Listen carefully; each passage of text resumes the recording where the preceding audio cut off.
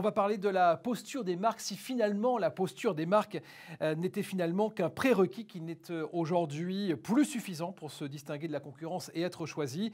Être soi pour réenchanter le monde d'après, le pouvoir du marketing authentique et poétique. Nous allons accueillir dans un instant sur ce plateau Vincent Avanzi, il est Chief Poetic Officer, et en visio Catherine Testa, les cofondatrices L'Optimiste. Et donc cet échange est mené par Barbara Haddad.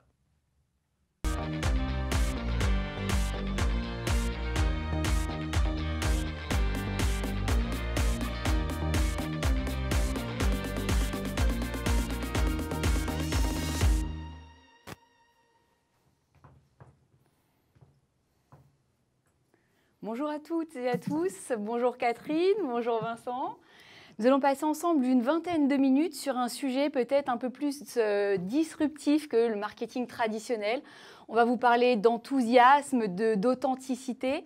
On va surtout vous inviter à un voyage finalement à la fois vers le futur, comment vous allez pouvoir vous projeter dans les mois à venir, mais aussi à l'intérieur de vous. Alors bonjour Catherine, pouvez-vous vous présenter et quelle est votre mission au quotidien ? Bonjour Barbara, merci pour l'invitation et j'aurais aimé être avec vous sur scène, mais j'ai un petit imprévu qui m'empêche et on utilise du coup la visio. Ma mission de vie, j'aime cette question, je dirais que c'est peut-être réenchanter les sujets. Pour la petite anecdote, moi j'ai travaillé dans le développement durable depuis 2006, à une époque où avouons-le, tout le monde s'en foutait. J'ai très vite compris qu'il fallait enthousiasmer pour susciter un élan vers ces sujets-là. Et c'est pour ça qu'une journée comme la vôtre est assez intéressante et incroyable à vivre.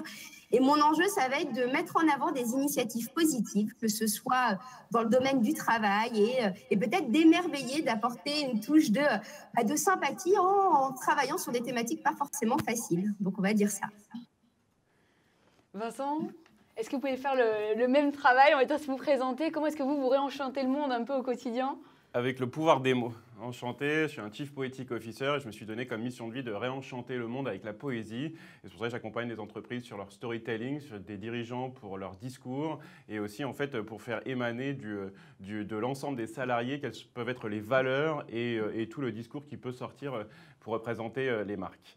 Et ma mission de vie, elle est j'aime beaucoup cette maxime de dire que la poésie sauvera le monde et nous sommes tous des poètes dans l'alignement de nos êtres en harmonie avec la planète. Et je trouve qu'il y a cette notion en fait dans le réveil de l'âme des corporations et même des êtres humains, le fait pouvoir être soi dans ses vraies valeurs, dans son ADN pour pouvoir resplendir dans le monde. Alors justement, on parle depuis des mois, des années d'éco-responsabilité, d'écologie, mais est-ce que finalement, avant tout ça, c'est comment est-ce qu'on peut être écologique avec soi, comment on peut être aligné avec soi en tant qu'individu, mais aussi en tant qu'entreprise. Je m'adresse à vous Vincent et ensuite Catherine, n'hésitez pas aussi à rebondir, mais quel est votre point de vue sur cette notion effectivement d'éco-responsabilité, mais aussi d'authenticité? Comment on peut être aligné avec sa raison d'être? Je pense que 2020 est en train de marquer un tournant. On est en train de passer de ce qu'on appelle le storytelling au story doing. Et ce qu'on va regarder, c'est l'alignement sur toute la cohérence globale en fait des messages qui soient bien inspirants, du cœur de business qui soient alignés, des indicateurs de suivi, de pilotage qui sont en accord, et notamment avec les objectifs de développement durable des Nations Unies. Également, en fait, le fait de d'abord trouver quel est son ADN, son trésor sacré, son cadeau à offrir au monde en tant qu'entreprise, quelle est notre singularité, et ensuite, justement, tout le storytelling qui en découle et qui est en fait une preuve de ce que l'on a dit pour que ce soit cohérent et crédible et long-termiste. Catherine, qu'est-ce que vous en pensez justement de cette importance d'être connecté à soi, même en tant qu'entreprise, parce qu'on parle beaucoup de ces notions en tant qu'individu? Oui, alors effectivement, mais il y a toujours une notion qu'on oublie, c'est la symétrie des attentions. Vous savez, souvent les entreprises, elles ont mis des valeurs un peu, au mur, sans forcément les incarner. Sauf que de plus en plus aujourd'hui, avec ces machins, vous savez, qui nous connectent, ces téléphones portables, on devient tous ambassadeurs d'une marque. Et si jamais soi-même, si l'entreprise impose des valeurs que sont par exemple la bienveillance à l'extérieur, et si en interne les valeurs ne sont pas incarnées, et très rapidement les salariés vont dire mais ça va pas. Et l'hygiène hygiène personnelle, elle est aussi valable parce que si on veut être bienveillant avec les autres, il faut aussi être bienveillant avec soi-même et il faut qu'on ait aujourd'hui une vision holistique des choses et systémique pour aller repenser la façon d'incarner un sujet. Et quand on parle d'oser être soi, c'est hyper difficile d'oser être soi et d'oser être une marque. Qu'est-ce que ça veut dire ? J'aurais rajouté en fait quelque chose sur le sujet. Avant, on parlait beaucoup de comment est-ce qu'on pouvait raconter une histoire. Là, maintenant, il s'agit de raconter son histoire et aussi d'insérer en fait dans le narratif global en fait l'histoire avec un petit h de l'entreprise dans l'histoire avec un grand H de l'humanité. Et je pense qu'aujourd'hui, on est en train de changer aussi dans la réinvention du capitalisme, de voir en fait l'entreprise comme un être vivant, un être humain. Et qui peut aussi déployer ses ailes, révéler son aura, contribuer au monde qui nous entoure. Et pour au final, en fait, avoir cette question, en fait, qui est après, quand vous allez voir, en fait, il faut d'abord aller vers 5 pourquoi pour comprendre le purpose de l'entreprise. Mais je pense que la question des entreprises aujourd'hui devrait être quelle est ma part dans la quête d'harmonie avec le vivant ? Ouais, et c'est justement, ça demande en fait de prendre du recul philosophique justement, mais c'est aussi l'essence en fait d'une entreprise en 2020. Comment est-ce qu'on peut tous contribuer, non pas à changer le monde, sauver le monde, mais comment améliorer le monde avec son produit et son service grâce à nous. Il y a quand même une notion d'audace un peu dans ce qu'on se dit, parce qu'on essaie quand même de tous être alignés, très bien, éco-responsabilité, on y va. Mais là, vous êtes en train de nous dire tous les deux qu'il faut qu'on ose aussi être soi, et en tant qu'entreprise. Donc c'est aussi quand même se reconnecter à qui on est en tant que valeur, comme vous le disiez aussi Catherine, sur ces notions de façon individuelle, mais aussi collective. Ouais. Il y a une notion de vulnérabilité. Vous savez, jusque-là, on a cherché, surtout dans les marques, beaucoup la perfection. On montrait des messages parfaits, etc., etc. Et finalement, quand on impose une vulnérabilité, le sujet du développement durable, de la responsabilité sociétale, etc., sont très intéressants parce qu'on sait qu'on n'est jamais parfait. Aucune marque n'est parfaite. Je crois que c'est le premier fondement. Et quand on dit on sait qu'on n'est pas parfait, mais on essaie de faire quelque chose, on essaie de participer à la société avec un grand S. Pour moi, comme le disait Vincent, il y a cette notion de on est un écosystème, une entreprise est un écosystème qui vit au sein d'un écosystème plus grand. Souvent, je parle de la société avec un petit S, donc de l'entreprise qui est en corrélation avec la société avec un grand S. La société avec un grand S, elle bouge. Là, globalement, on est dans une période de crise, il y a tout qui se secoue. L'entreprise à l'intérieur, elle est vivante. C'est un organisme vivant et il va falloir que de plus en plus, ces interactions entre ces deux systèmes soient de plus en plus réelles et soient de plus en plus alignées. Et ça impose une certaine vulnérabilité qu'il faut oser dire et qu'on n'ose pas dire actuellement encore. Pas assez, peut-être. Je rebondirai juste sur ce que vient de dire Catherine. Effectivement, il y a cette notion en fait, de ne plus chercher nécessairement la perfection, mais plus la progression vers sa cohérence et aussi en fait l'exception. Comment est-ce qu'on est exceptionnel pour pouvoir contribuer au monde de demain? Et c'est, je pense, effectivement, cette notion de vulnérabilité. Moi, ce que j'aime bien utiliser comme exemple Danone, qui, en fait, on le voit depuis plusieurs décennies, en fait, a une vraie cohérence à la fois dans son cœur de business model, ses prises de position, Emmanuel Faber, à la fois avec son commencement speech qui va aux Nations Unies pour parler du cycle des vivants, là qui maintenant utilise un outil de pilotage en fait dans sa scorecard avec les ODD, là maintenant en fait fait du do it yourself et en fait il y a tout un cheminement où en fait on comprend que c'est pas quelque chose d'opportuniste mais qui est vraiment quelque chose qui rentre en fait dans l'ADN de l'entreprise et c'est ça qui donne envie de suivre une marque en fait sur le long terme. Alors tout ça c'est bien, mais 2020 quand même nous a tous beaucoup bousculés, que ça soit pareil de façon individuelle ou collective. Premier confinement, deuxième confinement, ça chahute dans les entreprises. Voilà, il y a un sentiment peut-être d'un peu plus d'enthousiasme dans le premier confinement, en tout cas de la résilience au premier confinement par rapport au second. Quel est chacun votre point de vue, vos observations, vos échanges avec les différentes sociétés aussi? Est-ce qu'on est toujours sur cet élan de solidarité ou est-ce qu'aujourd'hui on est plus sur des retranchements de peur ou de colère? Bon, c'est vous qui allez nous dire. Alors, je vais peut-être commencer. Moi, je vois beaucoup de colère.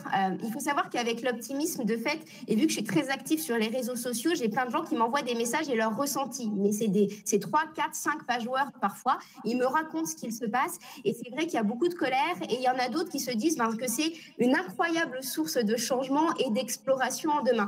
Par contre, il ne faut pas oublier que ce qui rend des gens heureux globalement, ça a été montré, c'est entre autres le lien, et qu'on est en train de perdre le lien et qu'on est tous dans nos prismes un peu algorithmiques, en fait, dans une vision parfois vraiment très difficile de la situation.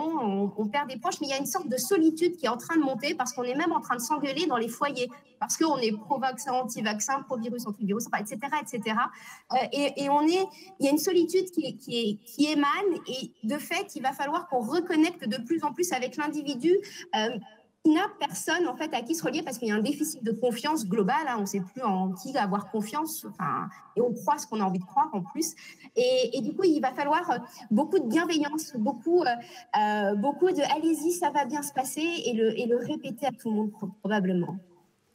Vous, Vincent, comment est-ce qu'on peut incarner justement cette position forte, cette conviction que de toute façon, à un moment, ça va aller mieux, ça n'est qu'une situation provisoire, et comment on emmène quand même cet élan positif? Moi, je reviens toujours, en tant que poète aussi, mais au carpe diem. C'est-à-dire comment est-ce que vivre l'instant présent et puis se dire que à chaque jour suffit sa potentielle bonne nouvelle, et d'avancer un petit peu avec ça. Parce qu'effectivement, aujourd'hui, en fait, on se rend compte qu'il y a effectivement, comme disait Kat, une partie de colère, de lassitude. Et moi, quand je regarde, pareil, philosophiquement, en fait, ce qu'il y a derrière, je me rends compte dans une société, si on utilise les 3 S d'une société qui peuvent être la sustainabilité dont on parle beaucoup aujourd'hui, la sobriété et la sérénité en tant que philosophie de vie. La sobriété, je pense que justement le thème de la frugalité aujourd'hui, et cette notion-là de peut-être consommer un peu moins, consommer mieux, produire avec moins, et d'utiliser cette notion de sobriété heureuse, comment est-ce qu'on peut plus être épanoui en tant qu'être humain et société humaine pour vivre et vivre ensemble et construire le monde que l'on souhaite, entre guillemets, ce qu'on appelle le monde d'après, ou entre guillemets le nouveau normal. Catherine, vous avez envie de rebondir là-dessus, ou des observations? Oui, et revenir au fait qu'un consommateur n'est pas qu'un consommateur, c'est un citoyen, c'est un père de famille, une mère de famille, c'est un célibataire, c'est quelqu'un qui vit des propres vulnérabilités. Et vous voyez, moi je parle souvent de LinkedIn parce que sur LinkedIn, j'ai raconté une histoire en disant je ne sais pas trop ce que je fais, mais je le fais. Je me suis questionnée sur tous ces changements, ces basculements. Je me suis mise à faire des dessins, des trucs qui sont complètement incohérents a priori, surtout quand on a un côté plutôt intello.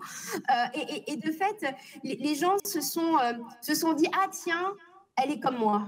Et vous voyez cette notion de on est tous comme les autres, et Vincent l'évoquait, ça va être chacun qui va se mettre au service de l'entreprise à laquelle il travaille. Il y en a qui vont se mettre à peut-être essaimer des messages positifs aux autres, il y en a qui vont, le community manager qui va les essaimer derrière à sa communauté à l'extérieur, etc., etc. Et c'est un collectif qui vit, et c'est peut-être ça qu'il faut qu'on se rappelle le plus, c'est de soi au collectif et du collectif à soi. Alors si on parle de façon un peu plus concrète, parce que là on a donné une bonne énergie, on a essayé d'amener des éléments inspirants, mais de façon concrète. Vincent, là on voit depuis tout à l'heure, il y a cette force, ce pouvoir des mots.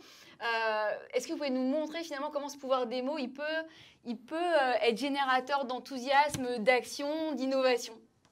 Alors déjà, la poésie, déjà le pouvoir des mots, les mots sont un pays de merveille et précèdent souvent la réalité. En fait, c'est pour ça que le champ lexical est important. Moi, dans la poésie, je trouve que c'est un bel élan d'optimisme vers l'avenir. J'y vois trois vertus. La première, c'est un champ lexical très riche pour pouvoir trouver le mot juste et le beau mot pour notre communication au présent. Ensuite, le champ des possibles infinis pour contempler un avenir idéal ou un horizon commun, se projeter vers demain. Et l'autre, c'est un champ émotionnel très puissant en fait, pour toucher le cœur de son audience, dans un langage un peu universel comme un espéranto.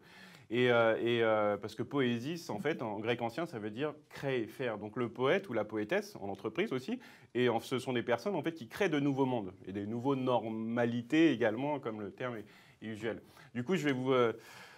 Titre d'exemple, il y a une symphonie du cap humanisme, comment passer du capitalisme au cap humanisme, que je récite souvent en entreprise pour des conventions, pour les ouvrir ou les clôturer. Et en fait, c'est une symphonie poétique de l'avenir en rêve majeur, et qui va de la manière suivante, en fait, pour créer le monde de demain avec une partition de demain telle avec nos 15 milliards de mains. Et donc, voilà un petit extrait. J'avais envie de dire qu'on avait envie d'écouter un morceau. Et si nous passions du cap italisme au cap humanisme, du taux de croissance au taux de conscience, de l'intelligence artificielle à l'intelligence de l'âme, de l'amour du pouvoir au pouvoir de l'amour, des parts de marché à nos parts d'humanité, des business models à des entreprises un peu plus modèles. Oh capitaine, mes capitaines, carpe diem, gardez le cap sur l'essentiel. Un humain sans rêve est comme un oiseau sans aile dans le jardin d'Éden. Alors soyez vous-même et n'oubliez jamais la lumière au bout du tunnel pour libérer les héros naturels qui sommeillent en vous dans l'étincelle de vos prunelles. Quel horizon, quel hymne, quelle ambition, quel rythme pour réussir pour le meilleur et pour l'avenir. Quelle vision, quel impact, quelle mission et quel pacte pour réunir tout le bonheur de toute la vie. Ne t'attaque pas au système, démode-le et l'avenir sera merveilleux. Humain, horizon, harmonie, haut-parleur, les 4 H du réveil majestueux. RH veut d'abord dire rendre heureux. Alors force et bonheur, il sera une fois dans nos valeurs, un pour tous et tous en cœur. Si les vainqueurs écrivent l'histoire, que les grands cœurs écrivent l'avenir.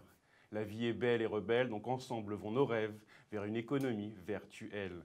Business plus sagesse égale richesse plus happiness dans la ruée vers l'aura de nos êtres de noblesse. Wow. Il y a une espèce d'aura de silence qui s'impose. Merci beaucoup. Franchement, c'est un beau cadeau que vous nous faites aujourd'hui. Je pense que plus personne ne verra la notion de RH de la même façon, en fait. Ressources humaines, rendre heureuse. Il y a un parallèle qui est fait. Merci beaucoup pour cette magie.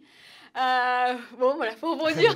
mais justement, c'est ça le pouvoir des mots, c'est aussi en fait, et dans la poésie d'entreprise ou le storytelling en règle générale, pour le réenchanter, il y a aussi cette notion en fait d'émerveillement pour pouvoir sortir un petit peu, transcender le réel, sublimer la réalité, se projeter dans un avenir commun.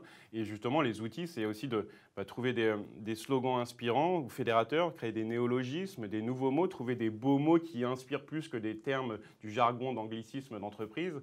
Et en fait, pour inspirer les gens à fédérer vos équipes, embrasser l'avenir et puis toucher le cœur de votre audience. Donc c'est hyper important en fait, d'utiliser des mots et qu'ils soient en résonance, en cohérence avec vous-même. Ouais, merci beaucoup Vincent. Moi aussi je suis émue. Catherine, moi aussi je crois que des fois vous jouez avec les mots, mais il y a aussi peut-être des conseils un peu pratiques avant qu'on se quitte sur comment justement l'entreprise elle peut avoir ce rôle auprès de ses clients, auprès de ses collaborateurs, auprès de cette société pour continuer justement à inspirer, même si le contexte il n'est pas évident forcément aujourd'hui, mais voilà, on se doit, je pense, chacun de continuer à essayer d'innover, de créer, parce que ça ne se termine pas aujourd'hui. Bien sûr, la première chose peut-être à dire, c'est que quand Vincent a dit son poème, j'avais des frissons. Barbara, vous demandiez quelque chose de concret. Est-ce que l'émotion est concrète? Parce qu'elle dépend de tout à chacun. Aujourd'hui, je crois qu'il faut aller vers de l'authenticité. Vincent est poète, du coup, ça va résonner avec certains consommateurs, moins avec d'autres, mais il faut aller explorer. Aujourd'hui, de plus en plus, je parlais de la notion de colère, de solitude du consommateur. Du coup, il va falloir aller créer du lien sous toutes ses formes. Le lien, ça passe par un poème. Le lien, ça passe par un dessin. Ça passe par une citation. Ça passe par une conversation. Et ça passe par tous les outils qui vont permettre de se rapprocher de celui qui est tout seul. Parce que le consommateur qui sait que la marque va avoir communiqué des messages qui vont lui avoir fait du bien pendant plusieurs jours, plusieurs semaines, et demain, effectivement, il se dira je vais aussi la remercier pour son action quand ça m'a fait du bien à un instant T, quand j'en avais besoin. Donc, je crois que tout est articulé autour du lien et de l'authenticité et de la vulnérabilité en disant, on ne sait pas comment ça va se passer, mais ça va se passer ensemble et c'est probablement ce qui manque le plus aujourd'hui à notre société. Alors finalement, avant de se quitter, qu'est-ce qu'on peut souhaiter à tous et à toutes? Vincent, Catherine, je vous laisse la parole, le mot un peu de la fin, inspirant. Comment est-ce qu'on repart aujourd'hui pour continuer notre chemin de vie, notre mission de vie? De la douceur. Un peu de douceur, on n'ose pas être doux parce qu'on se dit que c'est presque antinomique avec la période qu'on vit. Mais comme me disait Vincent, si on n'est pas capable de se créer des utopies collectives, si on est baigné dans une sorte de marasme ambiant par rapport aux infos qu'on peut voir, mais aussi par rapport aux séries qui sortent, etc., on ne va pas être capable d'inventer une société qui soit qui nous plaise, qui nous convienne en tant qu'individu, en tant que citoyen. Donc, se laisser aller à oser la douceur, à oser la poésie, c'est complètement disruptif, comme on dit, c'est pas les codes classiques, mais c'est probablement ce qu'on attend le plus et beaucoup d'humanité. Vincent ? Je suis bien évidemment tout à fait aligné avec Catherine. Moi, je rajouterais que sur le titre, c'était « Être soi pour enchanter le monde d'après ». Je pense que le monde d'aujourd'hui est bâti à la hauteur de notre humanité. Et donc, en fait, peut-être être humain pour enchanter le monde d'après ou être davantage humain pour enchanter le monde d'après et pour espérer passer un jour du statu quo au statu collectif. Et je pense que ces vertus essentielles comme la douceur, même la gentillesse aussi, en anglais on dit mankind, en tant qu'espèce humaine, je trouve ça très révélateur d'avoir ce double sens-là. Je pense que c'est justement quand on va pouvoir porter notre humanité à l'intérieur de l'entreprise, quel que soit le cadre, c'est là qu'on va pouvoir changer le monde et réimaginer un monde qui soit en accord avec nos valeurs, nos horizons, nos ambitions. Et le storytelling est là pour le retranscrire, pour pouvoir réenchanter avec les mots, les histoires, le monde de demain. Eh bien, merci beaucoup. Moi, je résume finalement, osez tous, en tant qu'individu ou entreprise, porter de la douceur. Voilà, c'est peut-être un peu moins guerrier comme ça, mais si, on peut brandir de la douceur, on peut brandir de l'humanité. Moi, je rajouterais aussi peut-être de l'amour. Voilà, on parle d'amour aussi en marketing. On parle de love brand. La douceur est une force. Oui. Donc, armez-vous de tout ça et on vous souhaite plein de bonnes choses là, sur les heures, les jours, les semaines et mois à venir. À bientôt.